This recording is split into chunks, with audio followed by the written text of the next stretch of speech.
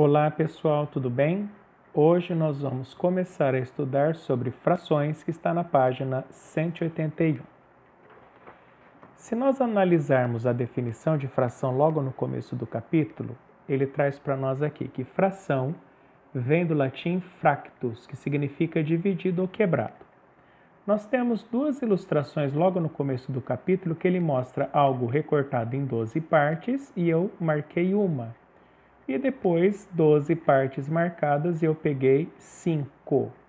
Então, essa é a relação de fração: 5 partes de 12, uma parte de 12.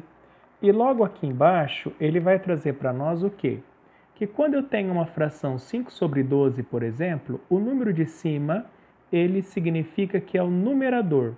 O que é o numerador, gente? O numerador é a quantidade de partes que eu peguei. O denominador é a partes que eu dividi. Então, se eu tenho algo cortado em 12 partes, 12 é o denominador, que significa a divisão, e 5 é o numerador, as partes que eu peguei. Na página 183, o livro apresenta para nós como eu faço a leitura das frações.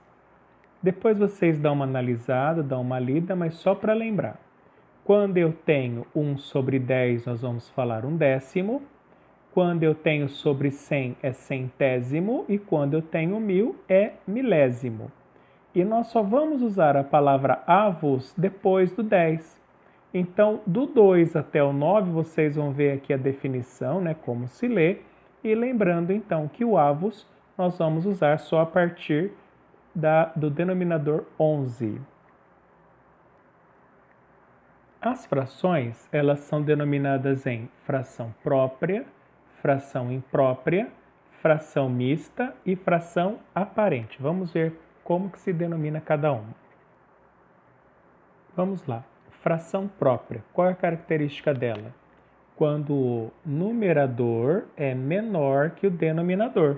Ou seja, eu tenho algo cortado em 3 partes, vou pegar 2 partes. Então, fração própria é aquela fração onde o numerador é menor que o denominador.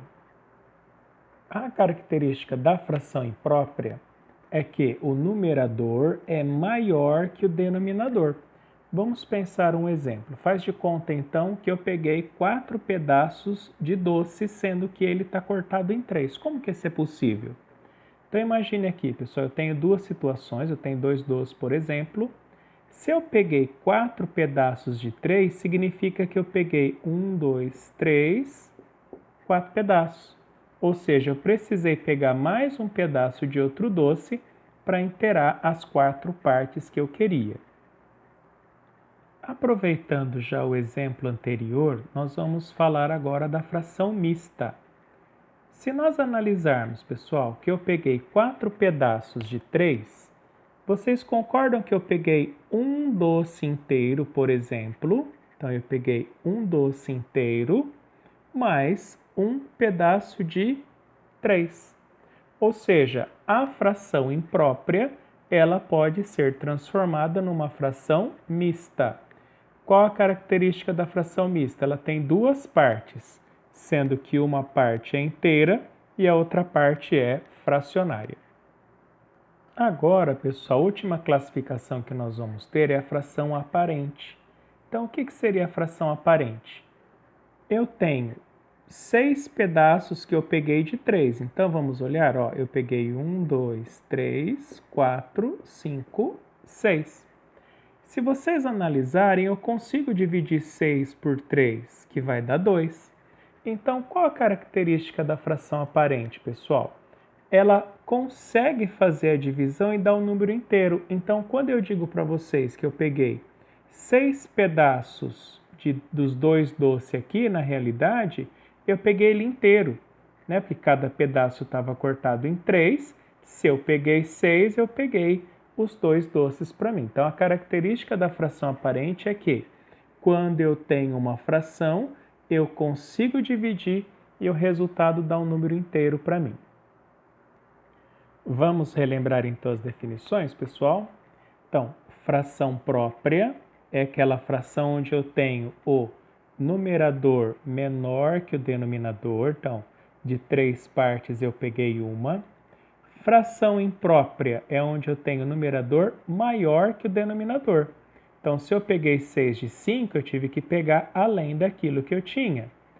A mista, a característica é que ela vai ter uma parte inteira e uma parte fracionária. E a fração aparente, a característica é quando eu divido os dois números, eu tenho resultado um inteiro. Pessoal, com essas informações, vocês conseguem então fazer os exercícios da página 184 até a página 187. Até a próxima!